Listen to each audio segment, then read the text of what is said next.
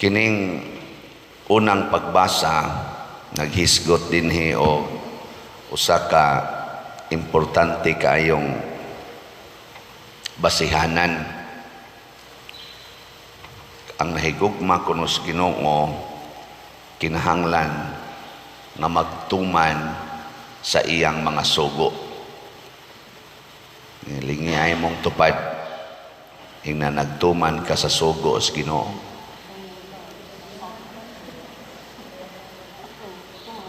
Sayon manggod kayo pag-ingon nga nahigugma ka sa Ginoo. Sayon kay pag-ingon, oh, nahigugma ko. Dali ra gyud kayo. Nisimba gud ko. Sige gud kog misa, Legion of Mary gud ko, liktor gud ko. Wa gud ko'y absent sa akong assignment. Choir gud ko, charismatic gud ko. Apil man kay ko anang kuan, 2,000 Hail Marys. Kanang Alliance of Two Hearts nga vigil overnight manggani na higugma ko sa Ginoo oy.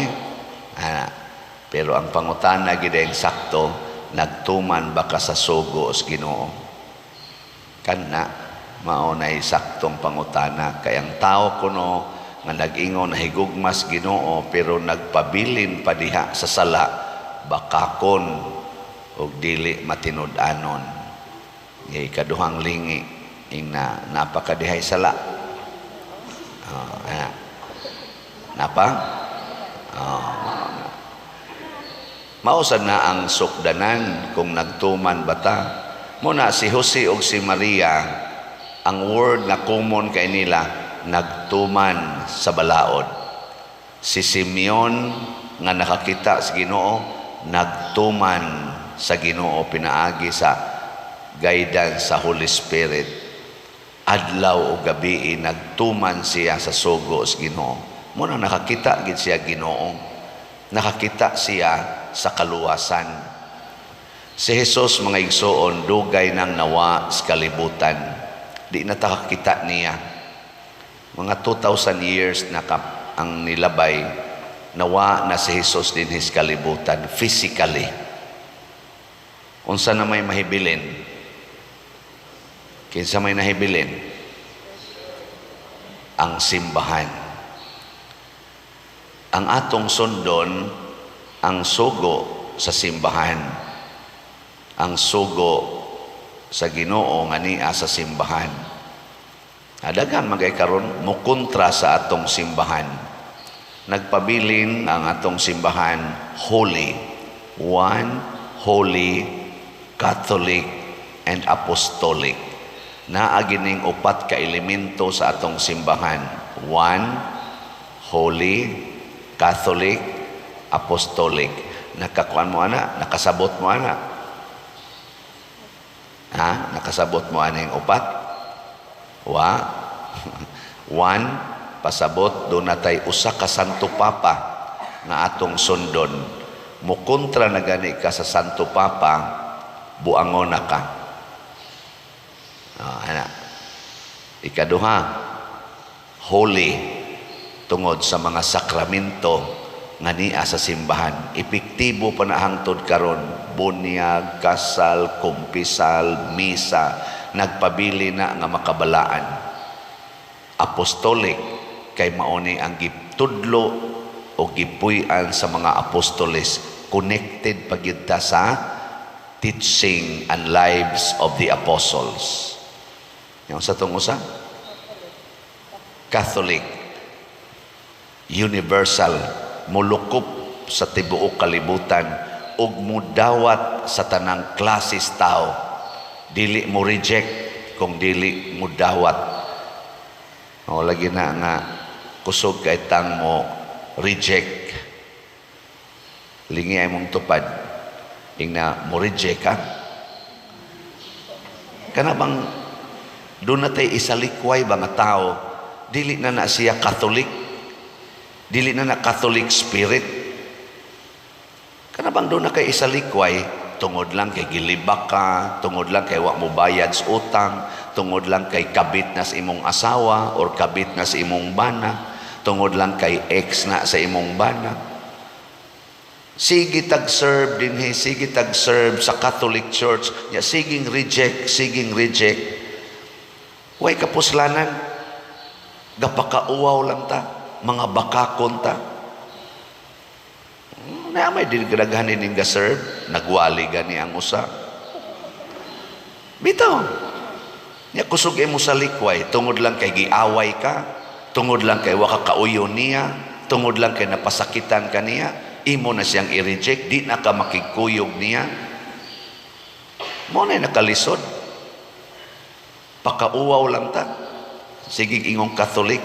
Ambot og asa mo ani nakapasar or asa sad mo ani nahagbong aning upat ka basic elements or properties of the Catholic Church. Mao ni ang timaan nga tinuod ang simbahan nga atong gipuy-an or gisunod basta ni aning upat ka elemento. One, holy, Catholic, and apostolic. Na may uban diha nga tinukod rag mga kinsa diha ni kalitlag sulpot unya moingon dayon ako gipakitaas Ginoo, gipakitaas mahal nga birhen, mao kini ang mga panagna nako karon, mao na kini ang mensahis Ginoo, sundan ni ninyo labi na gyud mong nanagwali. Na may moabot diri magdaan ng mga dokumento, pader mao ni gipakita sa Ginoo nako, tuhui gid ni pader, iwali gid ni pader. Nako kadaghanan ako giwali. Karon ra ka niabot unsa man connected ka sa one holy Catholic and apostolic. Mo na si Kristo pag anhi niya sa kalibutan, connected siya sa simbahan nga gitukod ni Moises. Gitukod sa Ginoo pinaagi sa balaod ni Moises. Gihalad siya ni Maria og ni Jose, kay si Maria og si Jose connected sa niining maong simbahan, ang simbahan nga gitawag og holy, one holy, og mao ni siya ang sinugdanan sa kaluwasan, kay connected si Jesus sa panaad, sa panagna sa mga propeta. Mao na diri si Simeon, dugay na kay siyang nagpaabot sa saad nga dunay manluluwas, nakakita dayon siya sa Ginoo bisan pa og naa sa bayhon sa usa ka bata, nakita na niya og nakaingon gani siya, Ginoo itugot na nga ang imong sulugoon muhalin nga malinawon. Ngano man? Ngano nakaingon man siya nga pwede na kong mamatay? Ha? Wa mo kibaw? Kay natuman ang saad sa Ginoo nga kaluwasan. Ngayon ko na ba, lingi ay mong tupad ing na pwede na karong mamatay, na pwede na kang mamatay. Si Simeon, tanawa ha, si Simeon igo rang ni Kugos sa bata. Ni Kugos ba? Sa kaugalingon kong mga mata, nakita ko ang kaluwasan sa Israel. Pwede na kong mamatay, Lord. Tanawa ha? Kita, inigsimba na to. Inigingon, lawas ni Kristo.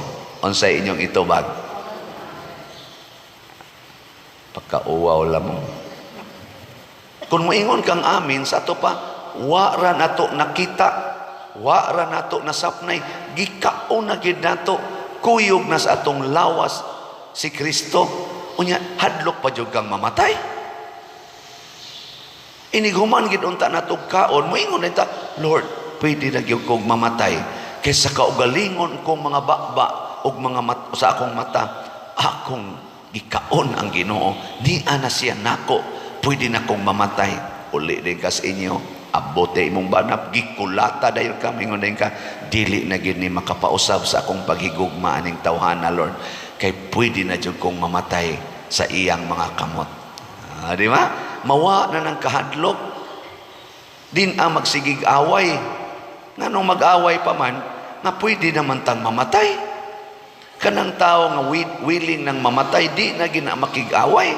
Sama sa ato mga santos, Pedro Calungsod, Lorenzo Ruiz, mga apostoles, wa makig-away sa diha silang gipatay.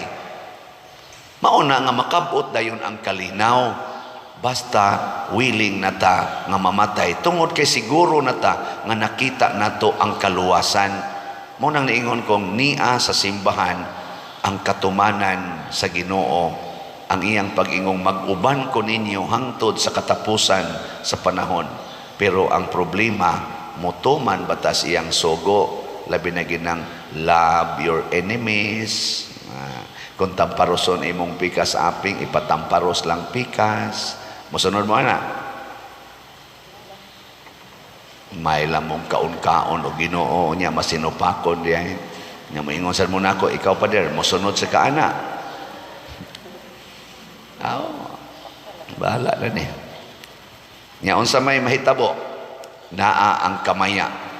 Para sa mga musunod, naa ang kamaya sa kasing-kasing, ang kalipay sa kasing-kasing. Para sa musupak, naa ang kaguol, naa ang stress, naa ang karatol, bugat o kasing-kasing. Siging simba, bugat lang yapon ang naong, inig-uli, kusmod lang yapong naong, daghan lang yapon kayong kahadlok, daghang kahadlok.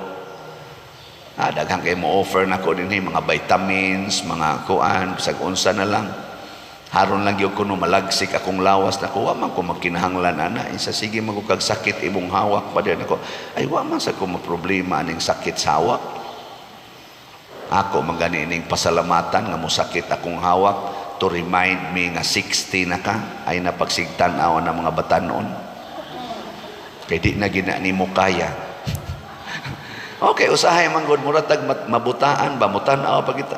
Kaniyo nindota ani nagtuog yung makaya may naninig baro ay sakit man wa na gid ay salamat Ginoo sa reminder di ba og labaw tanan ang sakit sa akong hawak ug uban pang sakit ma-remind nako nga tapusono na ka hapit na ka mo ending.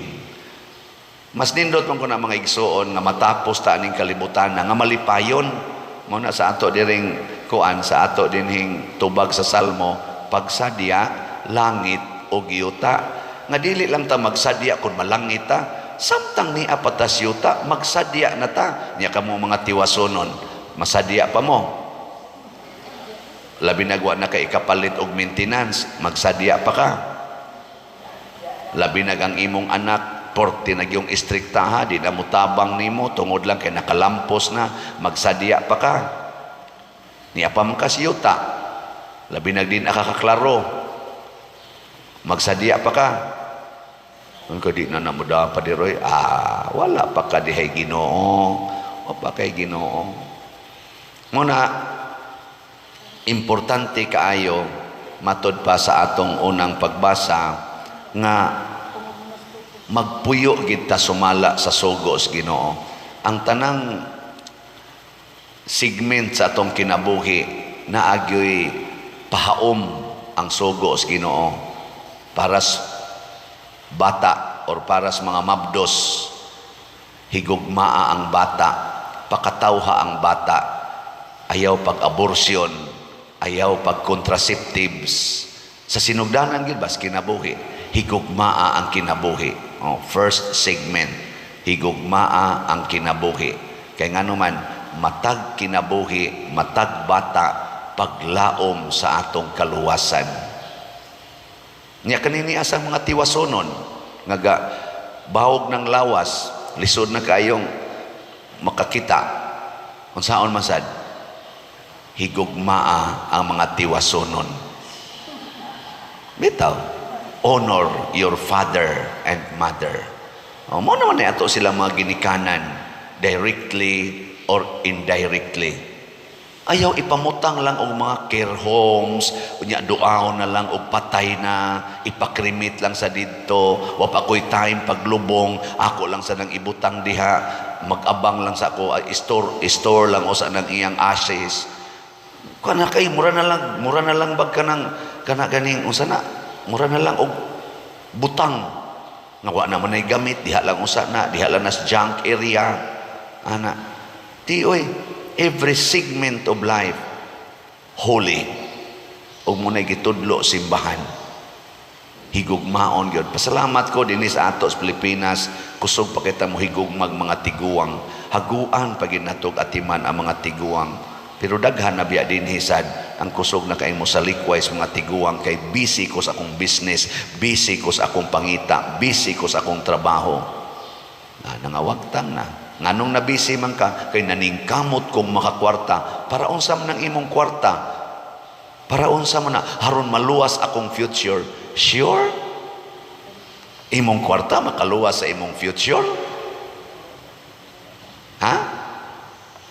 Pagkadaghag kwarta sa Ukraine, pagkadaghag kwarta sa Russia, naluwas sila karon? Impas.